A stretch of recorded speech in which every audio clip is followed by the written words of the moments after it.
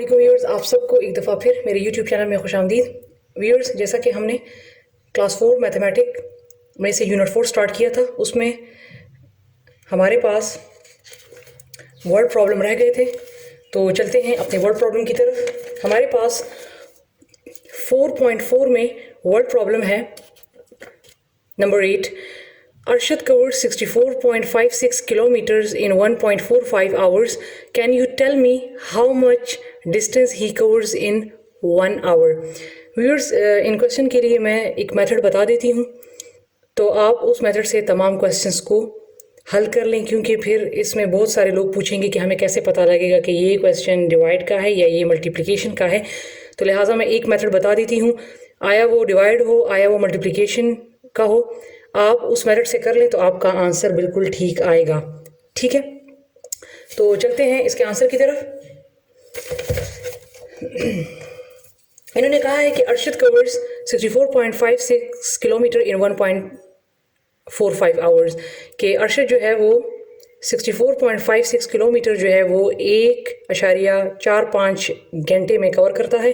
Can you tell मी, आप बता सकते हैं कि हाउ मच डिस्टेंस, कि वो कितना सफ़र तय करता है। ही कवर्स इन 1 आवर, तो 1 घंटे में कितना सफ़र तय करता है। तो इसके लिए तमाम क्वेश्चंस के लिए मैं एक ही तरीका बता देती हूँ, आप तमाम क्वेश्चन इसी तरीके से करें।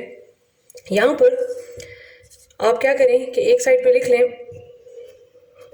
किलोमीटर और एक साइड पे लिख लें आवर्स। ठीक है, अब उन्होंने क्या कहा है कि 1.45 आवर्स में जो आवर्स दिए हुए हैं उसको आवर के नीचे लिखें। 1.45 आवर में वो तय करता है 64.56 किलोमीटर।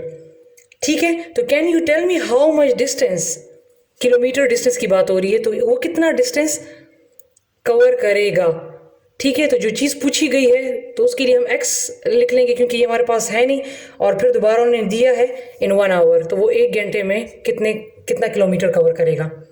ठीक है, अगर आप किलोमीटर को इस साइड पे लिखें या आवर्स को इस साइड पे लिखें, इससे कोई फ़र्क नहीं पड़ता, लेकिन किलोमीटर के नीचे किलोमीटर ही के डिजिट्स लगेंगे जो अमाउंट दी है, और आवर्स के नीचे आवर्स ही लगेंगे। ठीक है, अब आप देखें 1.45 मीन 1 घंटे से थोड़ा सा टाइम ज़्यादा है, इसमें इसने इतना कवर किया, तो 1 घंटे में अब आप देख सकते हैं कि ये 1.45 है और ये 1 हो चुका है। ठीक है, ये कम हो गया है, तो अगर 1.45 में ये इतना करता है तो 1 में ये कितना करेगा। तो अगर यहाँ पर टाइम कम हो गया तो किलोमीटर भी कम हो जाएगा, लिहाजा ये हमारे पास है डायरेक्ट प्रोपोर्शन का क्वेश्चन। एक ज़्यादा है तो दूसरा भी ज़्यादा है, यहाँ घंटे कम हो गए हैं तो यहाँ भी किलोमीटर कम हो जाएंगे। तो जब इस किस्म का क्वेश्चन होता है, डायरेक्ट प्रोपोर्शन होता है, एक चीज़ इंक्रीज़ होती है दूसरी भी इंक्रीज़ होती है, एक चीज़ डिक्रीज़ होती है दूसरी भी डिक्रीज़ होती है, तो इसके लिए आप ऐसा काम करें, क्रॉस मल्टीप्लाई कर लें डायरेक्ट। ठीक है, मीन x को मल्टीप्लाई करेंगे, x को मैं साइड पे इसलिए लिख रही हूँ क्योंकि x को मैंने फाइंड करना है, तो x को मल्टीप्लाई करें 1.45 के साथ इक्वल टू 64.56 को मल्टीप्लाई करें 1 के साथ। अब x को फाइंड करना है, तो लिहाजा x के साथ जो चीज़ मल्टीप्लाई हो रही है उसको यहाँ भी डिवाइड कर दें और उसको यहाँ भी डिवाइड कर दें। अब 1.45 यहाँ से कैंसिल हो गए, पॉइंट से कट गया। ठीक है, तो ऊपर रह गया 6456 डिवाइडेड बाय 145। तो इसका जब आप इसको डिवाइड करेंगे तो इसका आंसर आपके पास आएगा 44.52 किलोमीटर। ठीक है व्यूअर्स, ये इसका आंसर आएगा। और अब आप देख लें, ये थोड़ा आवर जो था 1 घंटे से थोड़ा सा ऊपर था, तो यहाँ पर 64.56 किलोमीटर बन गया। अब यहाँ पर टाइम कम हो गया, 1 घंटा हो गया सिर्फ, तो ये आप देख सकते हैं कि इसका किलोमीटर भी कम हो गया। ठीक है व्यूअर्स, इसमें मैं और क्वेश्चंस भी करवा रही हूँ ताकि आपको समझ आ जाए। ठीक है, लेकिन चूंकि मैंने ये मेथड इसलिए किया है क्योंकि इसमें कुछ क्वेश्चंस डिवाइड किए हैं, कुछ क्वेश्चन मल्टीप्लिकेशन किए, फिर आपको समझ नहीं आएगी ये कौन सा क्वेश्चन मल्टीप्लाई का है, कौन सा क्वेश्चन डिवीजन का है। ठीक है, अब इसमें वैसे ये एक्सरसाइज तो है डिवीजन और मल्टीप्लिकेशन का, लेकिन इन्होंने ये वाला वर्ड प्रॉब्लम एडिशन का उठा के दे दिया है। 3 बैग्स कंटेन, 3 बैग्स हैं जिसमें contain 80.64 kg, 78.76 kg and 69.87 kg wheat. 3 bags हैं जिसमें इतना kg गंदम है। How much wheat there in all 3 bags, तो बताएं कि तीनों में कितना गंदम हुआ। ऑल भी आ गया, मैंने बताया भी था कि जब ऑल टुगेदर टोटल आ जाए तो उसको ऐड करना है, तो लिहाजा इस क्वेश्चन को ऐड करना है, इसमें मल्टीप्लिकेशन और एडिशन नहीं है। तो ये क्वेश्चन आप लोग खुद कर लें। ठीक है, अब मैं चलती हूँ क्वेश्चन नंबर 10 की तरफ। Safdar rights 20.45 pages in 3 days। Safdar लिखता है 20.45 पेजेस 3 दिनों में। हाउ मेनी पेजेस, तो वो कितने पेजेस विल सफदर राइट, तो सफदर कितने पेजेस लिखेगा इन 35 days। तो वही मेथड करें। गिवन हमारे पास क्या है, पेजेस और डेज। तो उन्होंने कहा है कि वो 3 days में कितने पेजेस लिखता है, 20.45, ये गिवन है। फिर उन्होंने कहा है कि हाउ मैनी पेजेस मालूम करने हैं, वो कितने पेजेस लिखेगा 35 days में। तो अगर 3 days उसके पास थे तो उसने 20.45 पेजेस लिखे, लेकिन अगर अब उसके पास दिन ज़्यादा हो गए तो लिहाजा पेजेस भी क्या हो जाएंगे, ज़्यादा। तो ये डायरेक्ट प्रोपोर्शन का हुआ। इसको क्रॉस मल्टीप्लाई कर लें, x multiply by 3 and 20.45 multiply by 35। चूँकि हमने x की वैल्यू फाइंड करनी है तो 3 मल्टीप्लाई हो रहा है इसके साथ, तो 3 यहाँ भी डिवाइड हो जाएगा और 3 यहाँ भी डिवाइड हो जाएगा। 3 के साथ कट गया।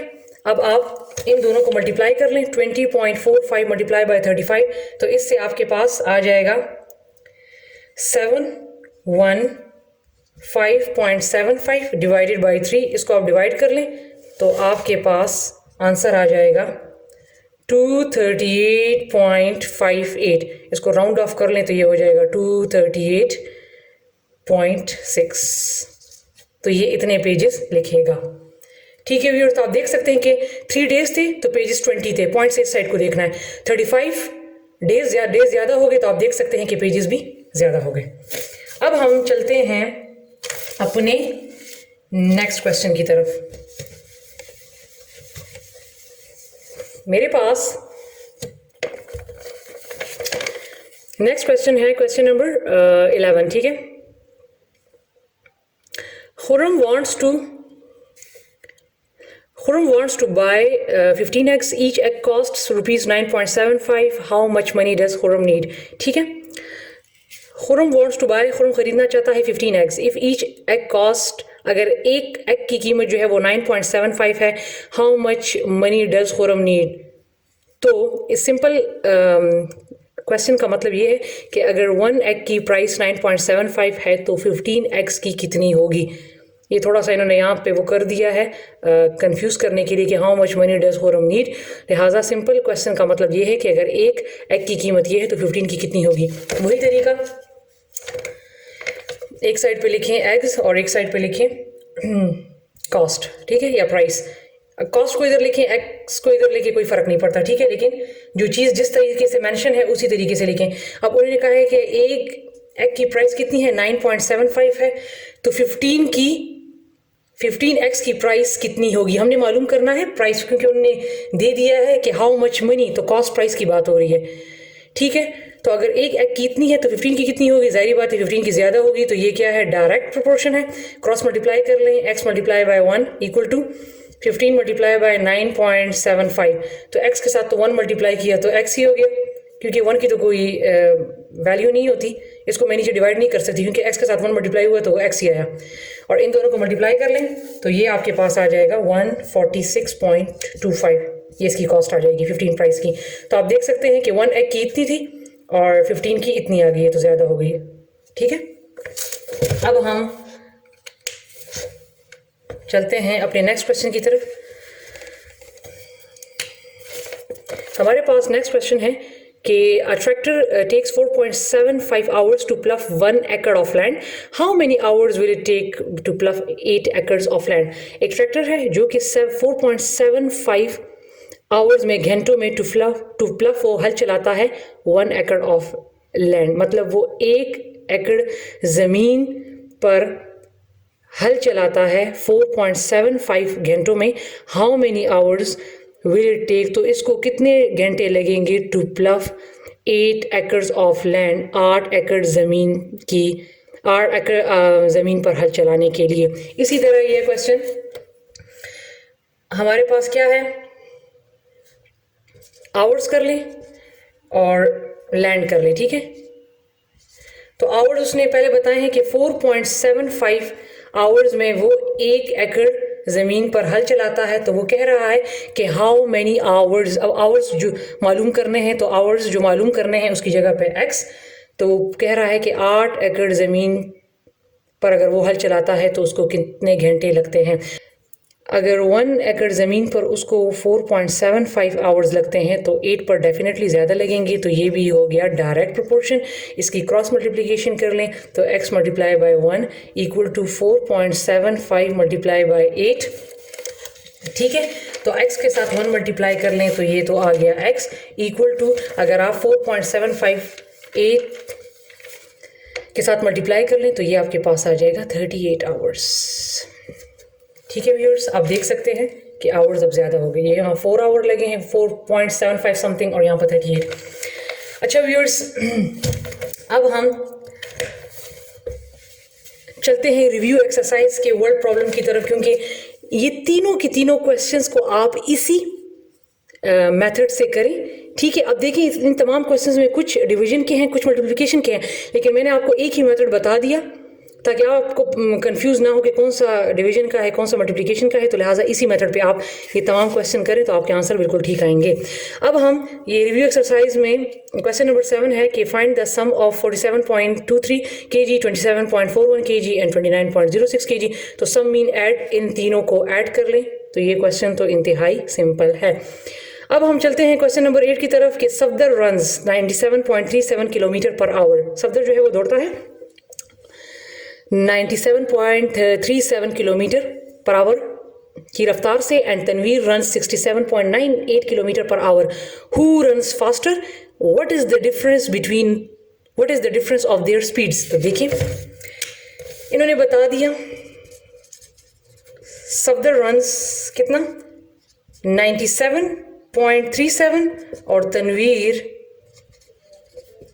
रन्स 67.98। तो क्वेश्चन का फर्स्ट पार्ट है कि हु रन्स फास्टर।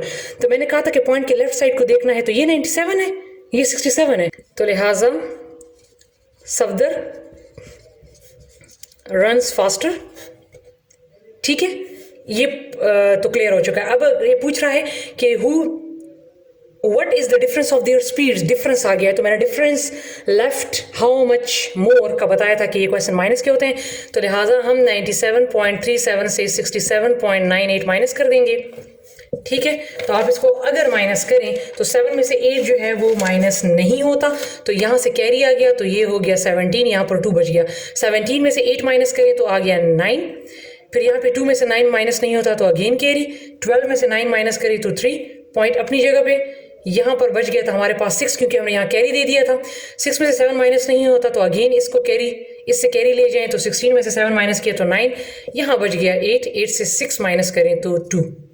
तो ये हमारे पास आ गया, इनका डिफरेंस आ गया 29.39। तो व्यूअर्स ये था हमारा आज का चैप्टर 4। इंशाल्लाह इसके बाद चैप्टर 5 मेजरमेंट स्टार्ट करेंगे। तो मिलते हैं अपनी अगली वीडियो के साथ, तब तक के लिए अपना बहुत सारा ख्याल रखिए। अल्लाह हाफिज़।